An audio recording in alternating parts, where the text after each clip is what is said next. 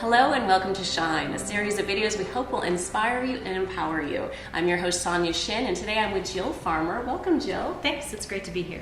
Jill is just full of great advice. She is the author of There's Not Enough Time and Other Lies That We Tell Ourselves, and she's also a master life coach, and today we're talking about New Year's resolutions.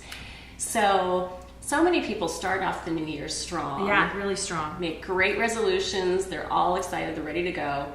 And then get a little way down the road. Yeah, and the research says most people have either given up or significantly sidestepped what their original plan was within a week or two of when they started the resolution. So it's pretty typical by mid to the end of January to have a lot of people feeling like they're off track or certainly not where they intended to be. Why is that? I think the main reason is most people are used to launching resolutions from what I think is a pretty weak foundation. It's like, I always say it's sort of like, if you think about an Olympic pole vaulter, you can do all the best training and preparation, have the best equipment in the world, but if you're trying to do your pole vaulting from, say, a pile of quicksand versus a really firm foundation, you're not going to get very far. Sure. And that's what a lot of people do when it comes to New Year's resolutions.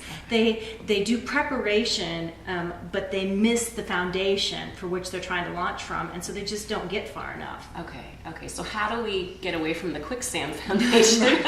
Because I could see that probably in years past I've probably started there.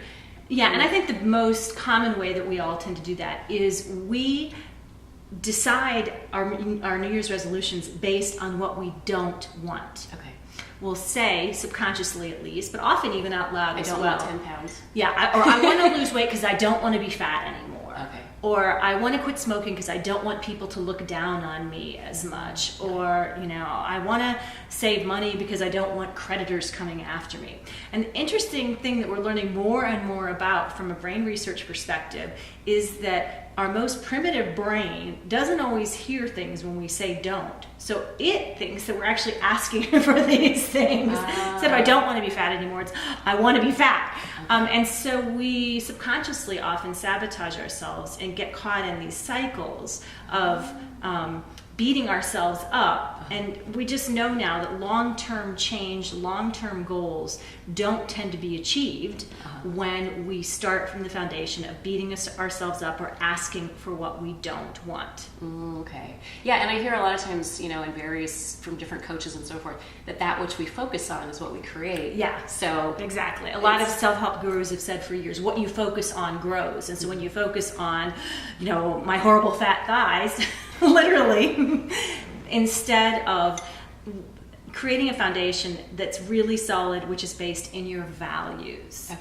So that is one of the most important things that people can do. If you've kind of had your resolution, you've fallen off track a little bit, the place to restart is to say, okay, what is it I do want? Instead of, I don't want to be fat anymore. It's, I do want health.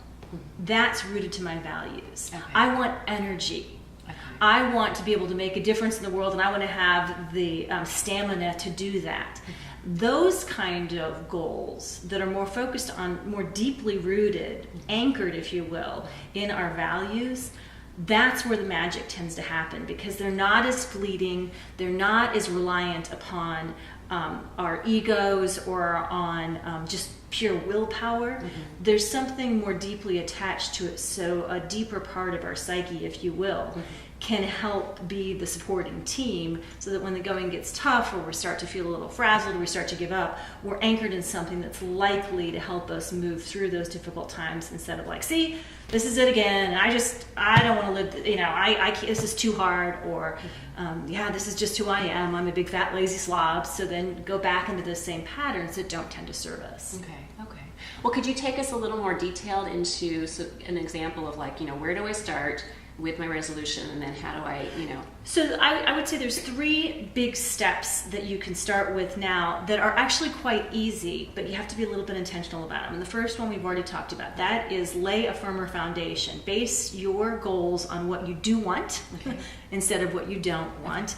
And I like to do that by saying I am statements. I am somebody who values health and well-being, and so I would like to make getting healthier be part of my goals and efforts and part of the strategies, the way I live my life this year. So number 1, firm foundation.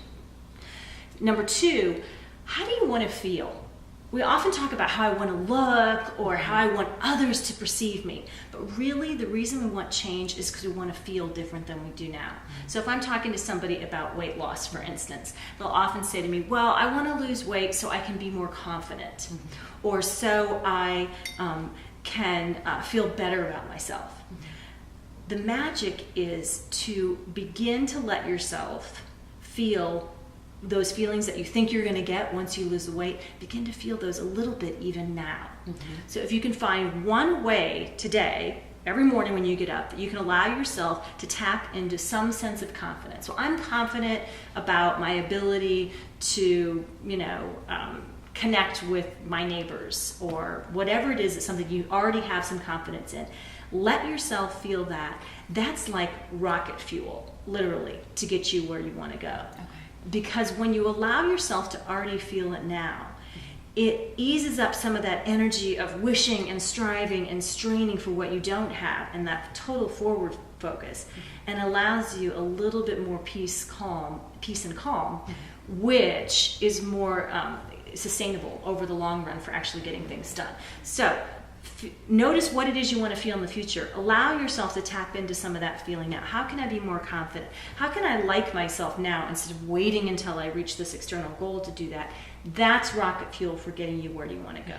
So what if someone is just having a really hard time getting into a place where they feel good? Because oftentimes a lot of the things we want are just leading us to feeling good and feeling happy. But the last thing, like maybe the bills, aren't getting paid, or there's some sort of health problem, and there's a pain that it's just constantly in their face. How do you start to shift into this place of feeling what you want to feel a little earlier than waiting for the thing to happen to give you the feeling that you want? Yeah, great question. It goes back to this often overused, but I think really powerful statement. In our lives, pain isn't always optional, but suffering is. And suffering comes from the resistance. Yeah. And Byron Katie is one of my favorite authors, and she says that we can argue against reality, but we'll only lose 100% of the time. and people, because there comes a point in life when sometimes we just have to accept that the circumstances are not something that we would have written a script for. But when we can accept it and be in the present moment, then we're able to say, okay, my brain wants to project forward and make all these scary movies about all these bad things that may happen.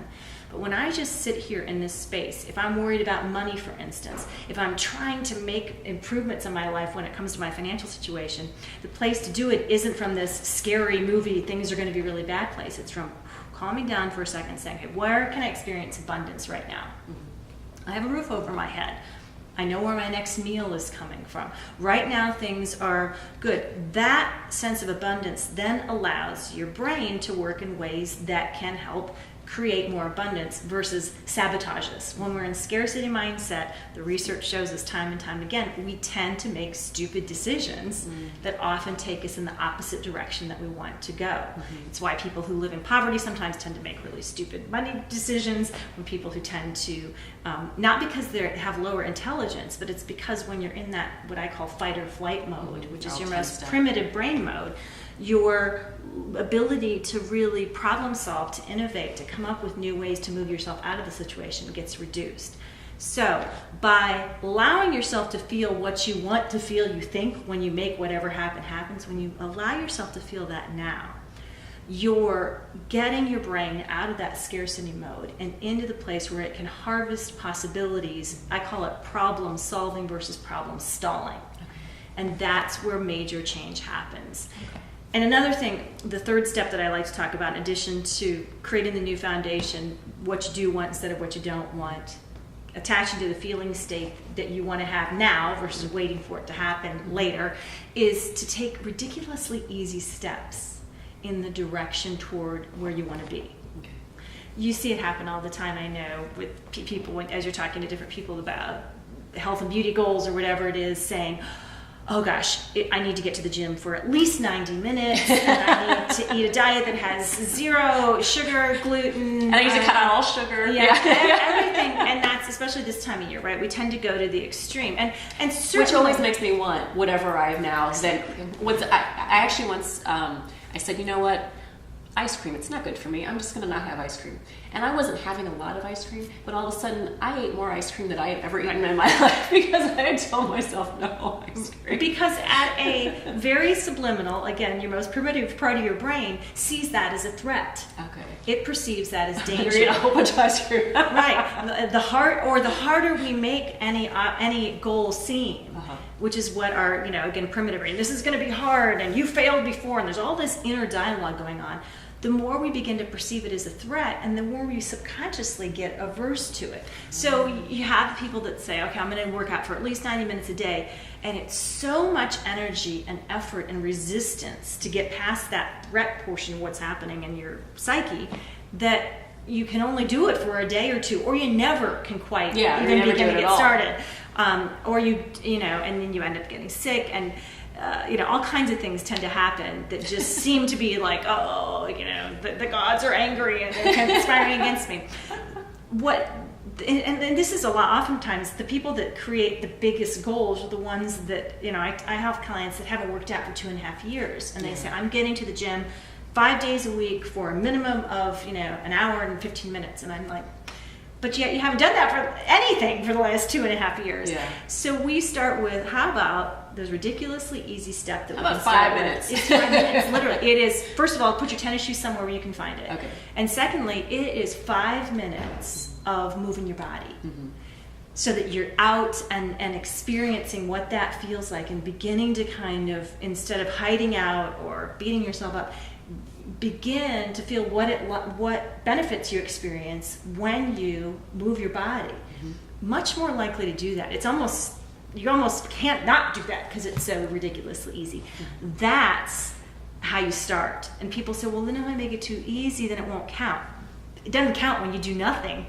It counts when you're making a step, no matter how small it is, toward these goals that take you to something, again, that's anchored in your values and where lasting change can happen. And then the funny thing is, because we've had conversations about this before, and I've started doing this, and I've noticed that, like clutter has been like a big thing or something for me. And when I look at it and I go, oh my gosh, there's no way I can tackle this. And I think about like how many days this should take or whatever. But then I start to break it down like, okay, well, how about if I take 5 minutes to do something, and then, or 10 minutes. And then the funny part that happens that I go, oh, okay.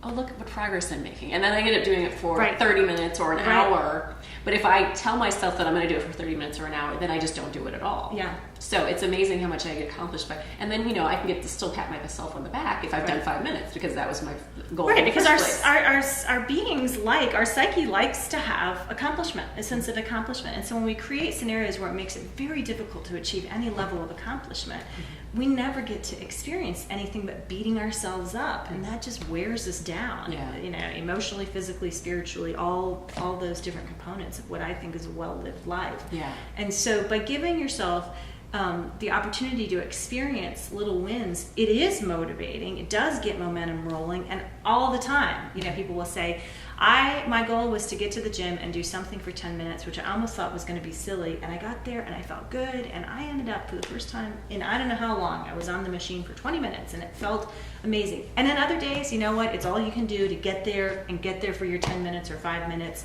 or walk around the block with the dogs, or whatever your most basic, simple turtle stuff is. And that's okay too, because you've proven to yourself, even when it feels challenging and even when other things come up, you can at least do your baseline and move forward from there. Mm-hmm. Okay. Well, can you give us a quick recap on those 3 steps? Yeah, 3 steps. Firm foundation, which means ask for or create goals and set intentions based on what you do want instead of what you don't want. Okay. Secondly, how do you want to feel? Think about what you want your feeling state to be, and then look for ways that you could harvest and cultivate that right now. That's going to be rocket fuel to get you where you want to go. And thirdly, allow yourself to take action steps that are ridiculously easy. I call them turtle steps. Think about the way a little turtle's legs move very efficiently and effectively, but it's not trying to take big leaps and bounds.